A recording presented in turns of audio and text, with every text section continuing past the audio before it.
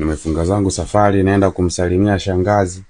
Shangazi naye yuko kaingia social media, kakutana na new recipe.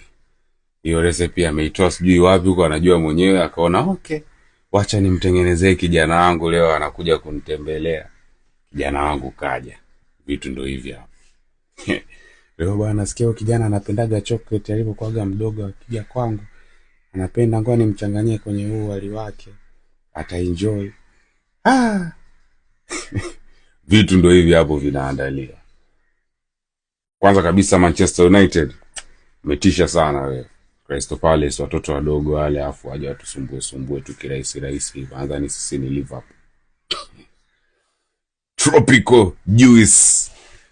Kijana wangu anapendaga juice, sasa kwa nini nimwekee pembeni wakati naweza nikamchanganyia humo akala akaenjoy.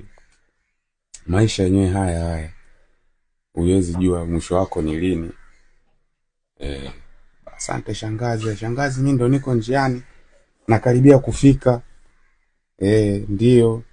Sawa kijana wangu, ukiwa unakuja ukishuka hapo njiani niambie, kuna bodaboda yangu hapo hivyo anapafahamu mpaka hapo, unamwambia tu unaenda kwa fulani. Sawa shangazi. Haya mimi niko busy huko na kuandalia chakula mwanangu. Chakula ndio hiki hapo.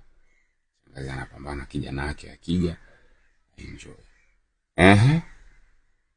Ndo mageuzi haya. Tunaenda. Huyu alipokuaga mdogo alikuwa anapenda sana kula mayai. Akijaga hapa na mama yake lazima ale mayai ya kuchemsha.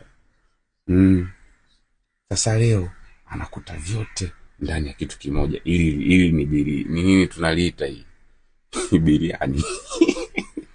Ile ya kwenye kisinia ile. Mchanganyiko huo. Mambo ndo kama hayo, shangazi anatisha. Sema shangazi, kijana wangu ufiki tu. Niko